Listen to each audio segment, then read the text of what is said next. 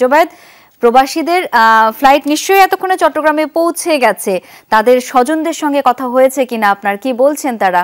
সব মিলিয়ে জানতে চাই এখনকার পরিস্থিতি কি।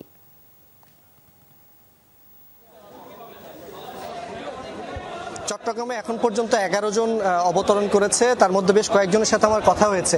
এখানেও আমি এই মুহূর্তে আপনাদেরকে যদি একজন স্বজনের সাথে কথা বলিয়ে দেই, একটু আমাকে জানাবেন যে আপনারা এই যে আসলেন, আপনাদের অনুভূতিটা, এই যে দেশে ফেরার আনন্দ, সে আনন্দ অনুভূতিটা একটু বলুন। অনুভূতিটা বলে বোঝানো সম্ভব হবে না, বাসায় বলে প্রকাশ করা যাবে না রে ভাই। 10 বছর মানে 10 বছরের সাজা কাটতে হইতো আমাদের এখানে। 10 বছর থেকে 10 দিনও কম হতো না আমাদের। ঠিক আছে, ডক্টর ইউনূসের উসিলায় আমরা কি আবার নতুন জীবন ফিরে পাইছি, বাংলাদেশে আসতে পারছি, পরিবার পরিজনদেরকে দেখতে পারবো, 45 দিন আমরা কারোর সাথে যোগাযোগ করতে পারি না। পরিবারের কেউ কোনো আত্মীয় স্বজন আসলো বলতো যে, সরাসরি বলতো যে নাই, এখানে নাই, কেউ নাই, ওই নামের কেউ নাই। আচ্ছা, ওই নিয়ম কানুনের বেড়াজালটা খুবই জটিল। সেখানে আপনাদের সাথে কিভাবে আচরণ করেছে বা কিরকম ছিলেন?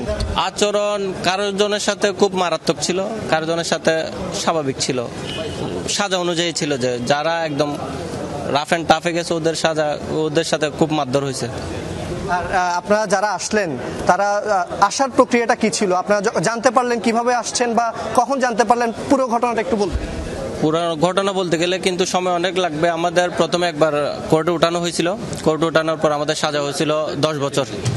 তারপরে আবার 2 দিন পর আমাদের থেকে আপিল নেওয়া হলো, যে আমরা পুনরায় আপিল করার সুযোগ থাকে ওইখানে। আমরা আবার আপিল করলাম, আপিলের মধ্যে 2 দিন মানে 43 দিনের মধ্যে আপিল আসছে যে মানে কি আমরা রেহাই পাবো, ওইরকম একটা নিউজ আসছিল।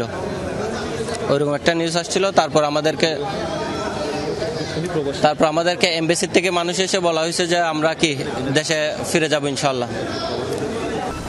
আজকের রাতটা ভয়ঙ্কর, এমন ভয়ঙ্কর রাত সময় থেমে যায়। আমি আরেকজন এখানে আছে, আমি তার সাথে একটু কথা বলি। আমি দেখতে পাচ্ছি আপনি অনেকটা আবেগ আপ্লুত। নিশ্চয়ই দেশে ফেরার আনন্দ, এটা একটা বলা যায় যে নতুন জীবন পেয়েছেন, সেই অনুভূতিটা বলেন।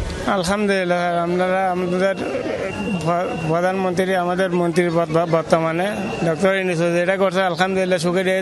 ওনার কারণে আমরা দেশে ফিরতে পারছি, এটা শুকরিয়া আমাদের জন্য, ভাষায় বলতে পারবো না আমরা কিছু। যেই সময়টা সেখানে ছিলেন, পরিবারের কারো সাথে বা নিজের কোনো মানুষের সাথে যোগাযোগ হয়েছে কিনা, বা দিনটা কেমন কেটেছে? না, কোনো যোগাযোগ নেই, কারোর সাথে কোনো যোগাযোগ আজ পর্যন্ত। আমি আমার ফ্যামিলির সাথে এখনো পর্যন্ত কথা বলতে পারি নাই, এখনো পর্যন্ত বলি নাই, কোনো কথা বলতে পারি না, ঘুমাইতে পারি নাই, কোনো ঘুমাই নেই, খানাও নেই। আসার আগে তারা কি জানিয়েছে আপনাদেরকে? আপনারা যে বাংলাদেশে আসছেন সেটা জানতে পারলেন, কি বলেছে তারা আপনাদের? তারা ওই সময় কিছু বলে নাই, একদিন বলছে তোমাদের 45 দিন সাজা হওয়ার 45 দিন পরে বলতেছে তোমাদেরকে ছাড়া হবে। তাও তারা বলে নাই, বাইরে থেকে শুনতেছি আমরা। বাইরে থেকে শোনার পরে তারপরে আজকে সকালে আমাদের নাম ধরে ডাকে আনি পাসপোর্ট ইমিগ্রেশন কইরা বোর্ডিং পাস দিয়া ডাইরেক্ট বিমানের ভিতরে দিছে।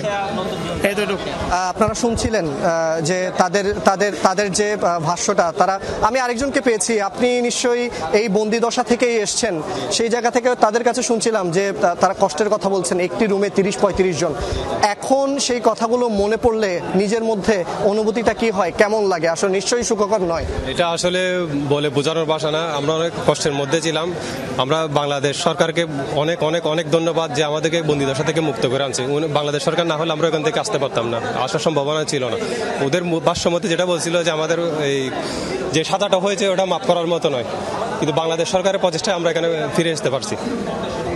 দর্শক, আপনারা শুনছিলেন যে আসলে তাদের অনুভূতিটা, তারা যে ফিরে আসতে পারবেন, যে একটা কঠোর নিয়ম কানুনের বেড়াজাল, সেই নিয়ম কানুনের বেড়াজাল থেকে তারা ফিরে আসতে পারবেন, এটা তারা কল্পনা করেননি। এবং তারা এই সরকারকে, অন্তর্বর্তীকালীনকে তারা ধন্যবাদ জানাচ্ছেন এবং তারা বলছেন তারা নতুন একটা জীবন পেয়েছেন এবং এই জীবনটা পাওয়ার পর তাদের মধ্যে যে উচ্ছ্বাস, অনেকে আবেগে আপ্লুত, সেটাই আমরা আপনাদেরকে দেখানোর চেষ্টা করেছি। জোবায়েদ, অনেক ধন্যবাদ আপনাকে।